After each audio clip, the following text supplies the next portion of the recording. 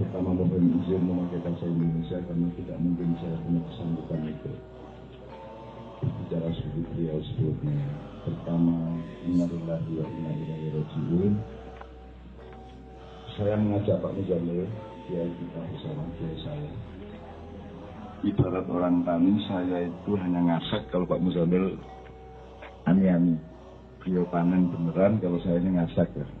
Ngambil padi sisa-sisa dari orang ani-ani, beliau orang sekolah bener, saya serabutan. Jadi untuk beberapa hal saya harus mengacu kepada beliau. Nanti saya akan tanya-tanya. Pertama, hal-hal mengenai tanggungan utang piutang sudah disampaikan oleh beliau tadi. Mohon kita laksanakan dengan ridho, jujur dan terbuka untuk semua pihak. Yang kedua, Bapak Joko Sudaryoto mulai hari ini disebut almarhum. Almarhum itu tidak ada hubungannya sama kematian. Almarhum itu artinya adalah yang dirahmati Allah, orang yang dirahmati Allah. Jadi kita semua mudah-mudahan juga sudah almarhum karena selalu dirahmati oleh Allah. Cuman dalam kebudayaan kata almarhum diasosiasikan ke kematian. Nomor dua, menurut Allah tidak ada kematian. Pertama, Pak Muzamil, kata mati dalam bahasa Indonesia itu dalam bahasa Arab mautun. Kata mautun itu ada unsur mim atau m dan ta. Jadi sama dengan mati, m dan ta. Terus ada kata lain mata. Mata itu artinya kapan. Jadi kayaknya yang disebut meninggal itu, mati itu adalah momentum di mana seseorang naik derajatnya, di mana seseorang ibarat ulat kemudian menjadi kepompong, kemudian akan menjadi kupu-kupu. Bapak Joko Sudaryoto ibaratnya adalah beliau sudah selesai menjadi ulat, kemudian sekarang beliau bertapa sebagai kepompong dan nanti kita akan berjumpa dengan beliau di surga sebagai kupu-kupu yang dipelihara oleh Allah Subhanahu wa taala. Jadi Pak Muzamil, saya mohon, menurut Allah tidak ada orang mati. Makanya selama hidup kita selalu harus punya hubungan rohani dengan setiap orang, karena hubungan rohani sifatnya abadi. Kalau hubungan fisik, hubungan dagang, hubungan politik sifatnya sangat sementara. Oleh karena itu Bapak Joko Sudaryoto tidak mati. Ini hanya beliau sampai ke satu momentum di mana beliau akan naik derajatnya, akan sampai duluan kepada Allah dibanding kita semua. Allah sendiri mengatakan di sebuah surat, Pak Muzamil, saya mohon jangan sangka bahwa hamba-hambaku yang berjuang di jalanku itu mati, melainkan mereka itu hidup dan mendapat rezeki dariku. Jadi Bapak yang kita sebut almarhum ini akan memasuki rezeki tingkat kedua yang lebih tinggi daripada rezeki kita semua di dunia. Ayatnya Pak Muzamil. A'udzubillahi minasyaitonirrajim. Wa la tahsabanna alladziina qutilu fi sabilillahi amwata bal ahya'un 'inda rabbihim yurzaqun. Janganlah kamu menyangka orang yang mati di jalan Allah itu mati, mereka itu hidup di sisi Allah mendapatkan rezeki. Rezekinya berbeda-beda. Beliau sekarang memberikan rezeki yang luar biasa. Kalau rezeki kita itu cuman makan, motor, mobil, rumah yang bisa disapu oleh angin dan hilang menurut kesementaraan waktu. Jadi Mas Bobi, semua anak-anak almarhum, saya mohon dengan sangat meneruskan hubungan silaturahmi rohaniah dengan Bapak. Karena manusia tidak hidup sementara, manusia itu hidup abadi. Kholidina fiha abada. Kita terus menerus hidup, masalahnya adalah polanya berbeda. Jadi nek isi uler ngono kae carane bergaul kabudayane, nek wis kepompong ngono kae, nek wis kupu-kupu ngono kae.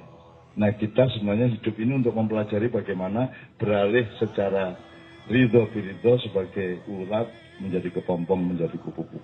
Nah, ini saya ungkapkan ini karena cinta saya kepada Bobi, keluarga dan semuanya, karena hubungan saya sudah sangat lama dengan mereka.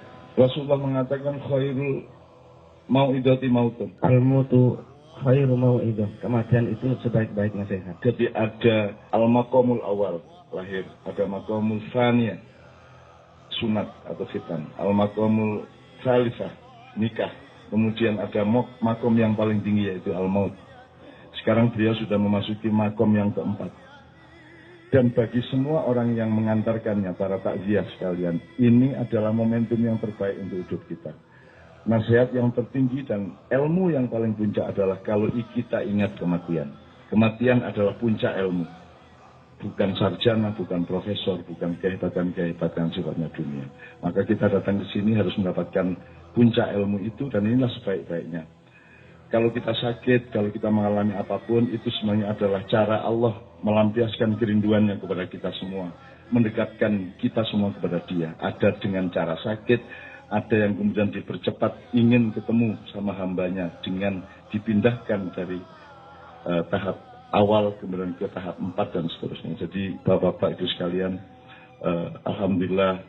Jadi gini, kalau kematian itu nek wong Jawa kuwi puncak senenge iki orang guyu nek nangis.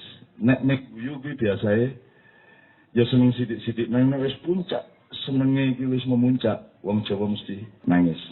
Jadi tangis dan tawa itu tidak seperti yang kita pahami dalam kehidupan sehari-hari.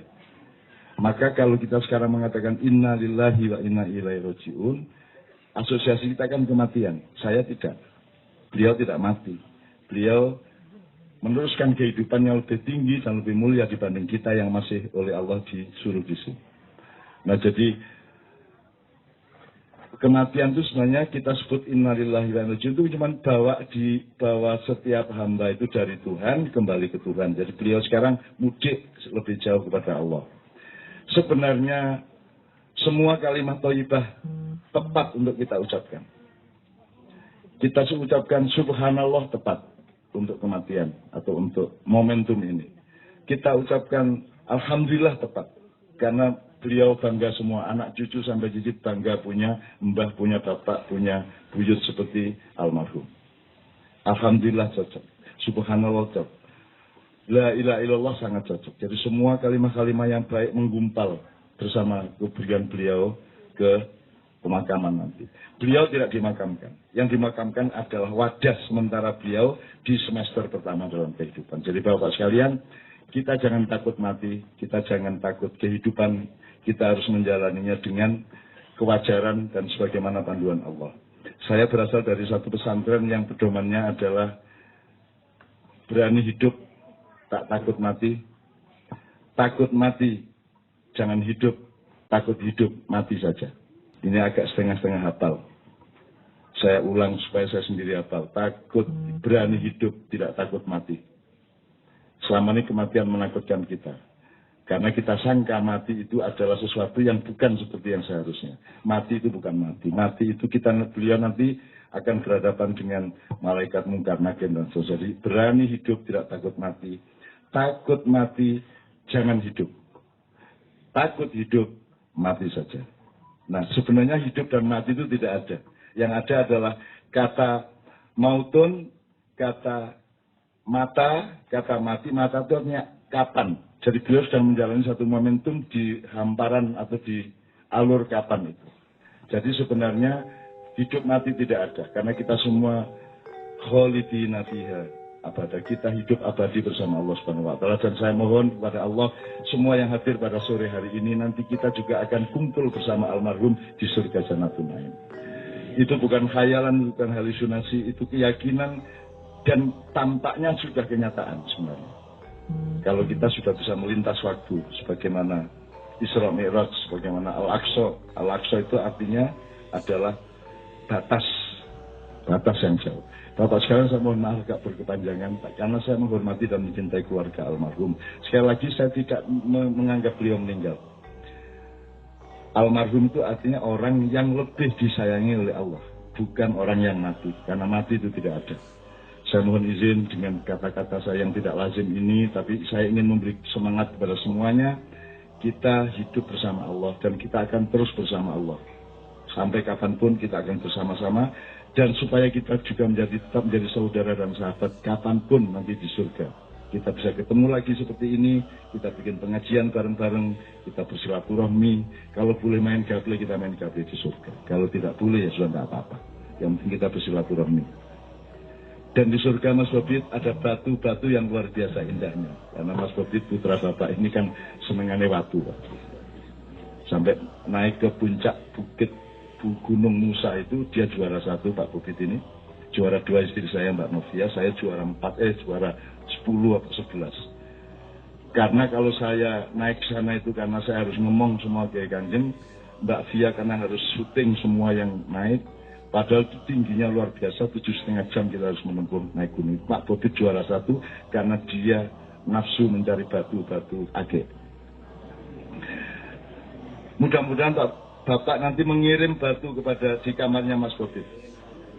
secara ajaib tidak ajaib, sebagaimana malaikat Jibril tiba-tiba memberikan apel dan makanan-makanan ke kamarnya ibundanya Nabi Isa alaihissalam, yaitu Siti Maryam. Mudah-mudahan Bapak semua akan diberi kejutan oleh Allah, diberi keajaiban oleh Allah, diberi kesehatan, diberi kegembiraan, diberi kebahagiaan, ketentraman hidup. Amin ya rabbal alamin. Kul indolautu fa inna ma'abdilu ala nafsi wa ini tadati bimban yukhayila ya Rabbi. Jadi saya serahkan kembali kepada pembawa acara. Saya mohon maaf atas kesalahan saya dan omongan-omongan saya yang tidak lazim seperti ini. Tapi setahu saya hidup itu seperti itu, sangat menggembirakan. Meskipun tidak sopan kalau kita ketawa-ketawa ketelayatan. Itu masalah kebudayaan dan bukan masalah rohani. Assalamualaikum warahmatullahi wabarakatuh.